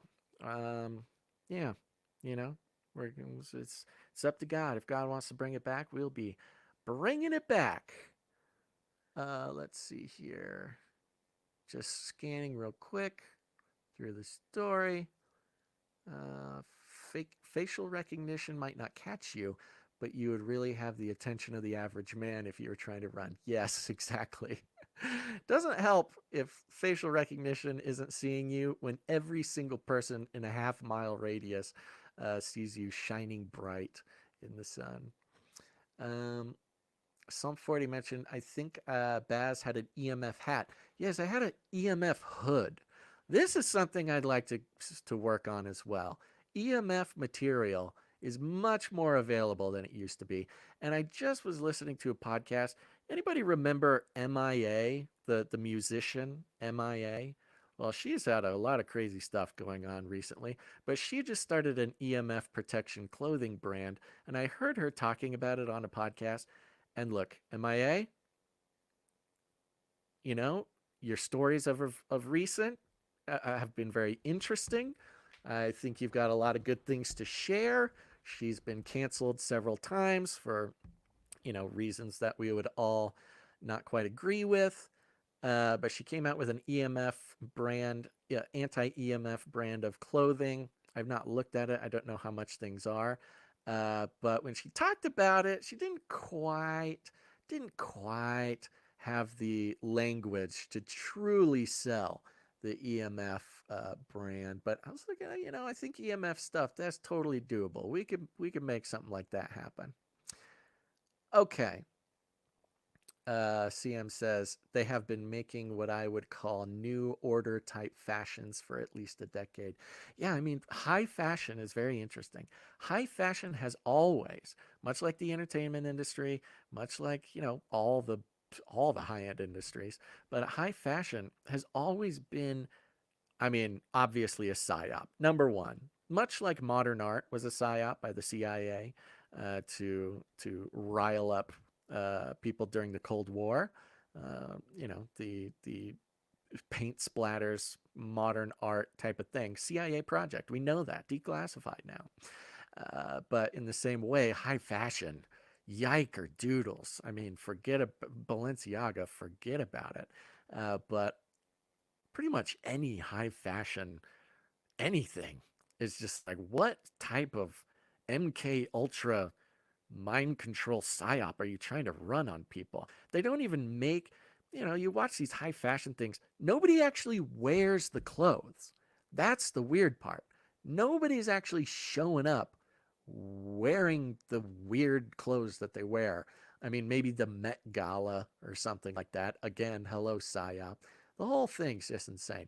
I think there's something to be said. It'd be interesting. Maybe do a little Bible study on fashion or clothes or something like that. I bet that there's some spiritual truths hidden in the Bible about the power of fashion. And I don't mean maybe what the same, some fashion student would say, but there is for sure some sort of spiritual warfare, spiritual psyops, whatever, some spiritual significance to clothing.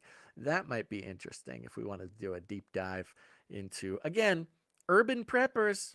I'm not forgetting you, urban preppers. Here's the thing. This show is not just for the rural folk. Urban prepper folk, I'm here for you. Anytime I can find something that'll help the city dwellers, hey, this show's for you as well. Okay, well, I think that's going to be it. Don't see anybody in the waiting room here. Thank you very much, folks. But, hey, producers, remember, we're on the value for value model, which means, at least as of now, I'm not being sponsored by any of these brands or any of these things that I'm showing. I know I'm definitely maybe giving more attention to individual brands on this show than I have on literally any other show that I've ever done, maybe even combined. But I'm just trying to help people out with taking care of themselves here. But perhaps Basil's Bunker will start making the products. I don't know. We got the best men on the job. We'll see what we can figure out. But remember, you can make some art for the show. You can produce the show through the regular ways. Right now, just go to canarycry.support. You can send an email if it's for Basil's Bunker specifically. But it'd be cool to get some art on the show, stuff like that, as always. Oh, look at this. Oh, we had somebody. Okay. We had somebody in the waiting room for a second. They came in, they posted up, and the second I start switching to saying hi to them, they disappear. Maybe it's a glitch. Maybe something wrong happened. Talking to you, Krillin. That's right. Call you out, Krillin, if you're on the show. If you're in the chat, go ahead. Let me know in the chat if you're going to come back or not. But got me excited there for a second. Somebody else is back. Okay. All right, let's do it. We'll do this caller, and then we'll end the show. All right, here we go. This is Michael calling in. What's up, Michael? Hey, Basil, how you doing? What's going on, buddy? Not a whole lot. I didn't think I was going to call in. Just happy to talk to you and tell you how I've been watching you in Gons for probably about 10 years now, and keep up the hard work, man. Thank you very much, dude. Yeah, we got an old schooler. I appreciate that, man. Thanks for calling in. Of course. And try to catch you next time. I'm nervous. I never thought I'd actually be able to talk to you. No, it's all good, man. I totally know how it is. I'll tell a story, too. I was very nervous. I'm not going to give a lot of the details, but I totally know the nervousness. And just for anybody who might be nervous to come on the show, let me tell you this story.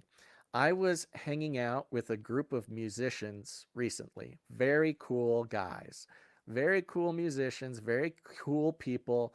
They, have been very nice to me, and I was hanging out with them. Some of them might even be listening now. And it was really funny because I was in the room full of musicians. They said, "Okay, let's say a prayer." And suddenly I got volunteered to do the prayer. Like, "Oh, Basil, you want to pray for us?" I'm like, "Yeah, of course I'll pray for you. Let's go. Let's Oh boy. pray, bro." And I don't know. I'm not saying, I'll say this. I was not expecting what happened to happen because I've been in the ministry forever. I've prayed corporately thousands of times, being on the show, doing everything. But there's something about this. Now, there's a difference. There is something very subtle that I am taking into consideration, especially with the Christian tradition I came up in, which is, sometimes the spirit can hit you and weird stuff can happen. You can get shaky. You can, that's why they call them the Quakers. When the spirit hits, stuff goes wonky sometimes. Um, but man, I bowed my head to say a prayer and I was so impacted. I'm sure, like, I'm sure from the outside, I'm sure it just seemed like I was terrified. And in a degree, I'm not going to deny it was nervousness, but like my whole body started shaking.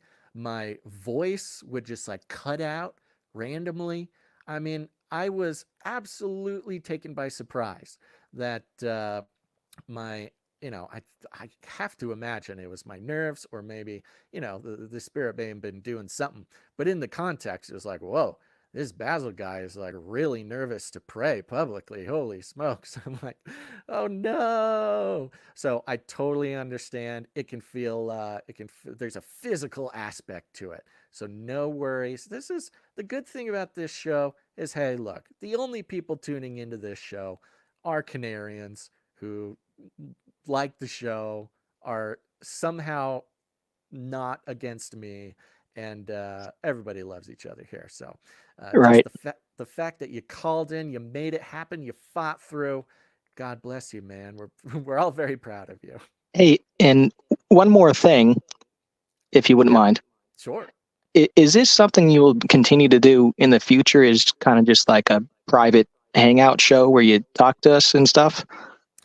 Yeah, we've definitely thought about that. We have the Discord channel, we have now the AOD4 focus group, and we've got the Telegram channel, and we are definitely talking about it, at least on a weekly basis, to do more like, yeah, connect directly. Maybe it's for producers or something, figure out some way to do it. Because really the only thing holding us back is time right now, between the two shows, working on the film, me now doing Basil's Bunker, Gaunt's doing X live things.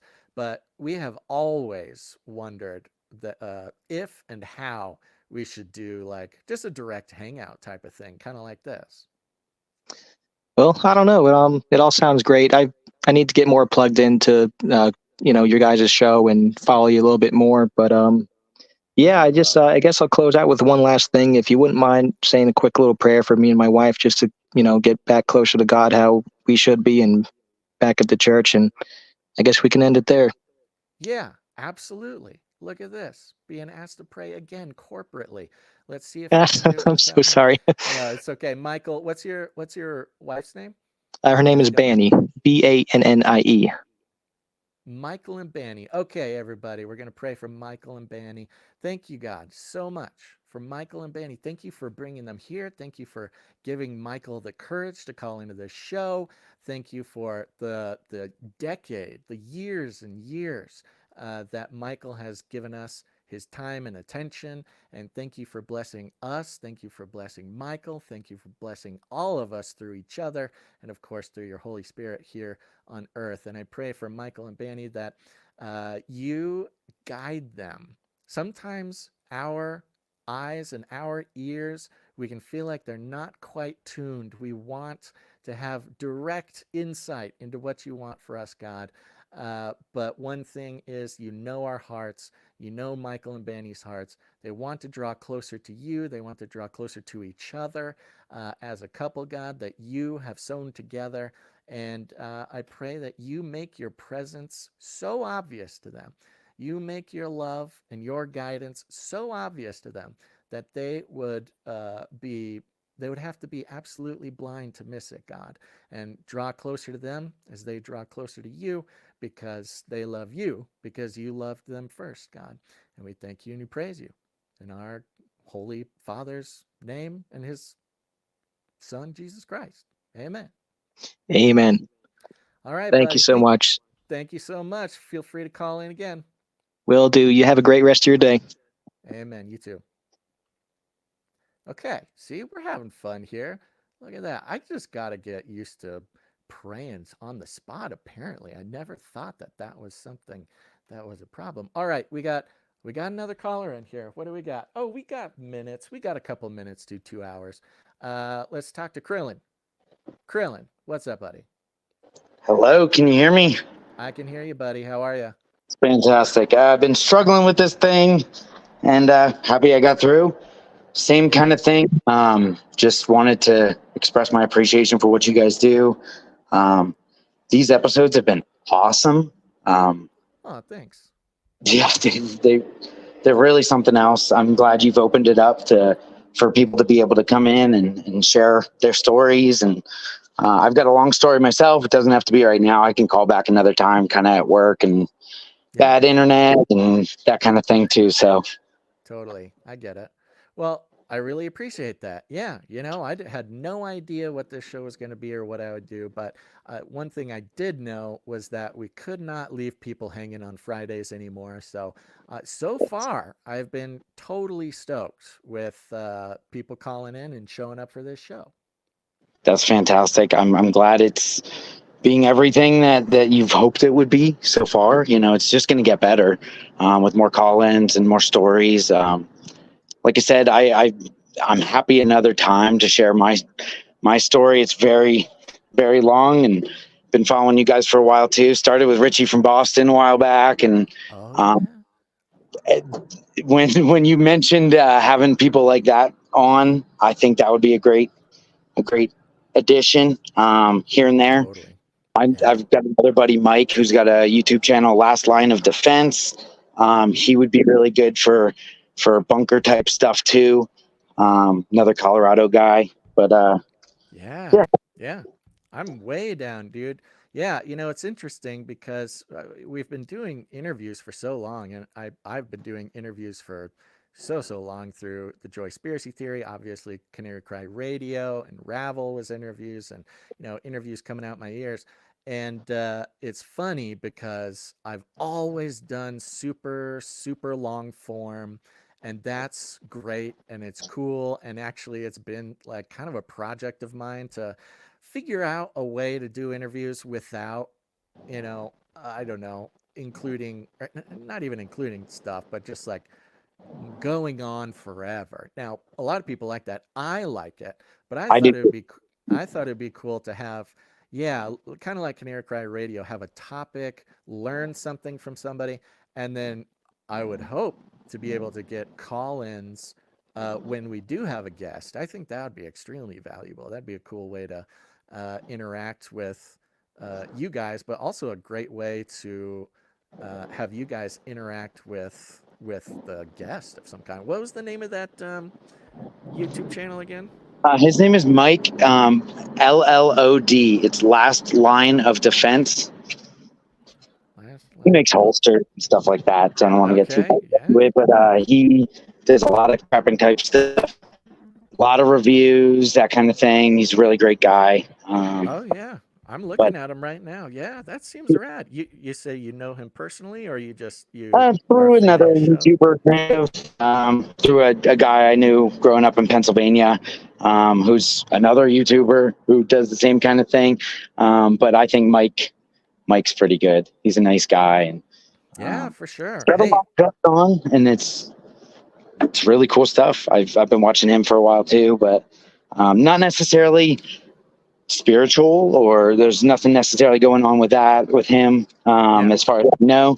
But just the information resource is Totally. is pretty big. Yeah, it takes all kinds. I'm looking at his stuff here. Prepping 101, food, a guide to food. Yeah, dude. Hey, do this. Send me an email at canarycryradio@gmail.com. Get in contact. Oh, you have my email. We've been going back and forth. Yeah, hook it up, dude. Let's do that. I've had a few other people recommend different YouTubers and stuff like that. And as producers, hey, if you got somebody to recommend, let's get in contact. Let's make it happen. Let's make it happen next week or whenever they're available. I say we just go for it, bro. Yeah, I'm willing to do whatever I can to help connect. I've spoken to Richie a couple times too, and he's just a real big character. Oh, yeah. I know there's some folks who probably don't agree with some of his stuff, but I think he's great. He's hilarious. Yeah, I it's do. all love. Yeah, I do appreciate today's show, the spiritual prepping aspect, and I just kind of running out of words, and No, I that's fumbling with this phone thing in the first place. So just wrap it up. I really appreciate what you and Gons do. You guys both put your heart and soul into it, and I think that shows that God's on your side too. Through everything you do, you've got people to support you. I've been a supply dropper from day one. Never necessarily got on the show for individual show producing, but it's something. Wow, man. I would love to. I want to support as best I can. Supply Drop's been great. Anyone who hasn't signed up for that really should. Yes, bro. Thank you. Yes. But yep, like I said, running out of words. No, that's all good. Hey, dude, thank you. Finally get to talk to you. I love it, man. Thank you so much for calling in. Thank you so much for all your support over the years. I hope we can just continue to make more and more value. And dude, here's the thing. The madness in my life over the past 6 months, I'm always wondering what God is doing. Why would God have things get so crazy and bad? And I have noticed that my relationship with bad things happening in my life have just made it onto the show, and I've connected more than ever with producers and listeners like you. And I'm like, God, if that's why all this happened, if this is what it took for me to really, connect with people and dive in to what all the producers have to offer, like, that's it. That's fine. That's great. That's such a blessing. So one last real quick thing. Okay. I want to really get into the Burning Man discussion at some point. Oh yeah. That was my wife's gone for 10 years, and I've been there one time in 2019, and I really think what you're doing, I didn't necessarily know you had Burning Man episodes 2019. I wasn't necessarily following American News Talk, and never followed Ravel or Joyspiracy Theory, and I feel bad about that now. But being able to have my day and be able to listen to something in the background always is great. That's why I love the long shows. But Totally. My wife wanted to do this thing, Playa Soul Repair, and she had a pair of shoes that failed her one year, and there was no place that you could get a shoe repaired. And I thought it was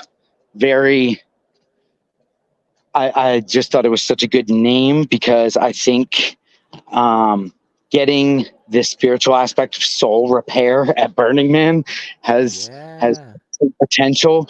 And what you already do there is it's just amazing. You really got some cojones to go to a place like that and do what you do. Even just the interviews, that's tough. That place is so wild. With no recreationals, you don't. Anyway, it's the Holy Spirit, man. The Holy Spirit is between me and those people. like I said, I kind of just have to give myself over, and God does great things.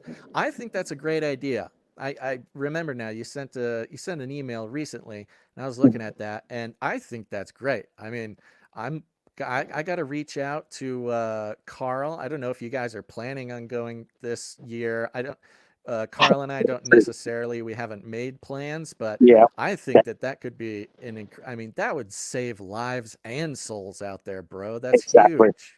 I Yeah. I really loved it. My wife came up with the idea, and I took it that step further with the soul.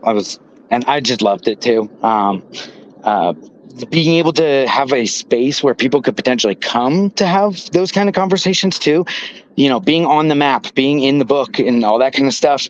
I think it'll get interest that you wouldn't necessarily have otherwise. Bringing people in for shoe repair too. You can have a conversation with them in that aspect and get Yeah. interviews that way. Just Yeah, to keep it. dude. Anyway, When their shoes are getting repaired, it means they can't run away, so it's a perfect time to do an interview with them. Well, thank you so much, Krillin. I really appreciate it, bro. You guys are awesome. Your wife sounds awesome, and Yeah, means a lot to have you call in. And I hope to talk to you again soon. definitely, sir. All right, Thanks for buddy. your time. Take it easy. And, God bless all Canarians out there, and I really appreciate you all. This whole school thing has been awesome too, to connect with folks. I love it. Oh yeah, the AOD4 focus group. Get in there, Yep. folks. Get in there. All right, Yep. Krillin. Thank All you. right, Thank you so much, brother. you got it. Bye bye. God bless. Folks, look at that. Isn't that fun? I don't know about you. This is fun for me. I could see doing something like this, at least a little hangout or something, or just do it here on this show. This is fun. All right, everybody. Well, that officially puts us over 2 hours. So we did it. I'm very proud of everybody for being here. Again, remember, I don't know what I'm doing here, folks. So you guys are the listeners. It's a smaller group, but you guys are very cool. And when I ask for feedback from you guys, I actually get the feedback that I need. So if you're a listener, you're out there, you're listening to this show, you have any ideas, gentle criticism, suggestions, insight, if you like on these Bible dives and stuff, insight, if God's given you another piece of insight, if you know somebody who'd be good to come on the show, if you're friends with, whoever, a prepper, a podcaster, a YouTuber, hook it up. We're doing this together, folks. I really appreciate everybody's participation in what we're doing here. And that's it. That's it for today's Basil's Bunker. Get to the bunker, folks. It's Basil's Bunker. And let's see here. Remember, email me at canarycryradio@gmail.com. I'll get a Basil's Bunker one eventually. But right now, canarycryradio@gmail.com. Email me there. Make some art. Do the stuff. Send your suggestions. Send me your tips. If you have a product that you really like, let me take a look at it. We'll see what we can do. If you're a billionaire and you would like to gain power and control, that's what I'm offering here at Basil's Bunker. If you want to be protected from the hordes of peasants and you want to become some sort of warlord and gain power and control when society collapses, that's why I'm here. I can bring that to you and your brand, okay? So don't worry. God bless you, everybody. Keep on bunking bunkaroos. Get to the bunker. We'll figure out a way to end this show someday. Oh, I know. Let's see here. I took it off of this. Okay, Age of Deceit 4 focus groupers. I was gonna play Feeding the Ducks for you, but I'll have to get Feeding the Ducks back on this playlist. All right, I will end with playing this jingle, and there you go. Get to the bunker, Basil's Bunker. Bunk it up, bunkaroos. Bye.